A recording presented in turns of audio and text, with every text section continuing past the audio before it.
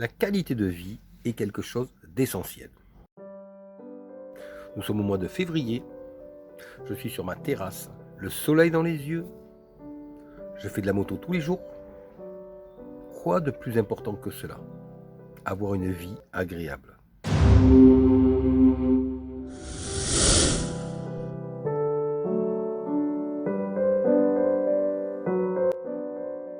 Nombreux sont ceux qui se créent des soucis, se prennent la tête avec tout ce qui ne leur convient pas dans la vie. Alors bien sûr, il y a toujours des choses qui ne vont pas.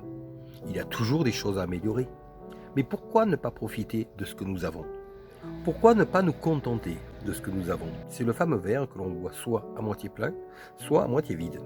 Voir le verre à moitié plein permet d'être content de ce que l'on a, sans penser à ce que l'on n'a pas. Voir le verre à moitié vide, au contraire, nous fait voir ce que nous n'avons pas, ce qui nous empêche de profiter de ce que nous avons. Et c'est comme ça qu'il y a des personnes qui passent leur vie à être mécontents à cause de tout ce qu'ils n'ont pas et passent à côté de tout ce qu'ils ont. C'est dommage. Me voici donc, comme je le disais en préambule, au soleil, au mois de février, sur ma terrasse. Il fait beau, c'est agréable. Je rentre de mes cours. J'ai des petits monstres, mais finalement, ces petits monstres, eh bien, ce sont des enfants qu'il faut éduquer, à qui il faut apporter un enseignement, à qui on donne une chance de comprendre ce qu'il faut faire pour qu'ils réussissent leur vie. Là aussi se trouve le verre à moitié vide ou à moitié plein. Si je ne vois que le côté des petits monstres qui chahutent, eh bien je vois le verre à moitié vide. Si je vois ces petits monstres qu'il faut éduquer, qu'il faut former pour en faire des adultes qui deviendront peut-être pour certains des adultes responsables qui réussiront leur vie, et bien là on voit le côté positif et donc le verre à moitié plein. Donc cette vidéo est très simple. Je dirais même elle est basique. N'est-ce pas ça la vie?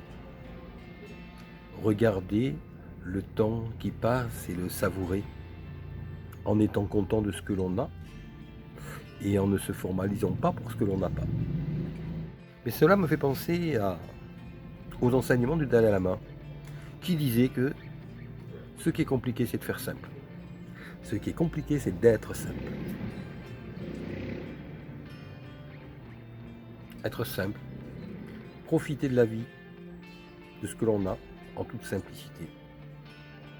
N'est-ce pas peut-être cela le bonheur?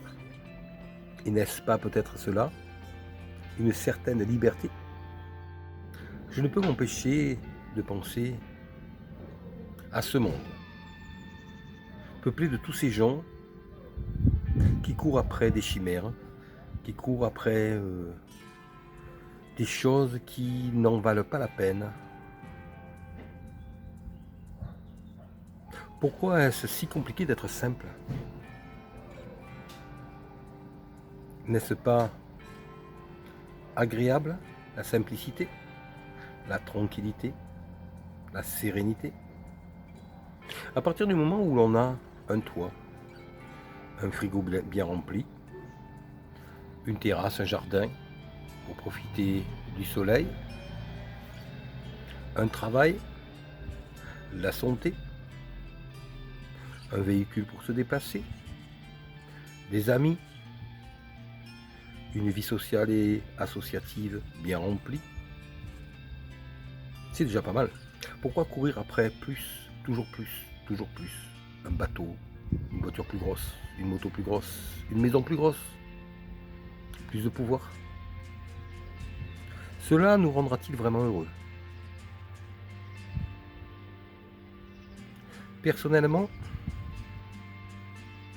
j'en suis venu depuis très longtemps à la conclusion que cette simplicité, consistant à être content de ce que l'on a, et de se résoudre à ne pas avoir ce que nous n'avons pas, c'est peut-être ça, la sérénité, le calme, la paix de l'esprit, qui finalement nous donne la santé.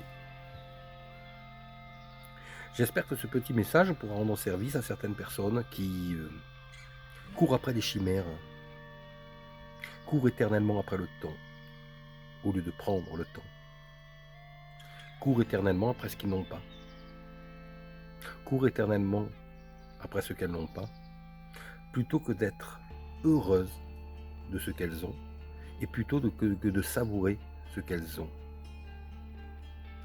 Il n'y a pas de recette pour être libre, pour être heureux. Il n'y a pas de recette et c'est pour cela que je livre ce simple petit témoignage.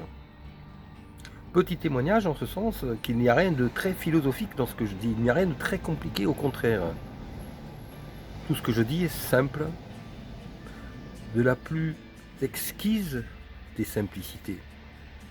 Comme je le disais, j'espère donc que ce petit témoignage servira au plus grand nombre